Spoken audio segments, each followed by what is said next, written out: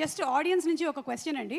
ఒక పక్కనేమో మీరు హనుమాన్, జై హనుమాన్ సినిమాలతో బిజీగా ఉంటూ ఇన్ని స్టోరీలని రాసేంత టైం మీకు ఎలా దొరుకుతుంది? ఇంకా ఎన్ని మైథలాజికల్ క్యారెక్టర్స్ ఉన్నాయి ఇన్ ప్రశాంత్ యూనివర్స్?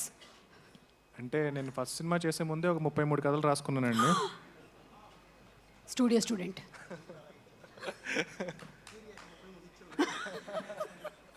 33 కథల్లో ఇప్పటికీ మనం చూసిన ఓన్లీ 2-3 అండి. మీకు మీ అబ్బాయి కూడా ఒక కథ చెప్పాను, మీరు ఇంకా చేయాలి, అది కూడా ఉంది బ్యాలెన్స్. 33లో అదొకటి ఉంది. 33లో అదొకటి ఉంది. ఎస్. సో ఇన్ని కథలు మీరు ఆల్రెడీ రాసి పెట్టేసుకున్న తర్వాతే యూ స్టార్టెడ్ వర్కింగ్ ఆన్ ఆ. కరెక్ట్. అండ్ ఆ నుంచి నేను చేసిన ఫిల్మ్స్లో ఆ 33 కథలు లేవండి, అన్ని కొత్త కథలు మళ్ళీను. ఓకే. సో అవి కాకుండా కూడా కంటిన్యూస్గా I like to right stories, like you know if given a chance direction మానేసి కథలు రాసుకోవడం అనేది ఐ వుడ్ ప్రిఫర్. అంటే ఇప్పుడు అర్జున్ లాంటి డైరెక్టర్స్ అందరూ మూవీస్ చేస్తూ ఉంటే కనుక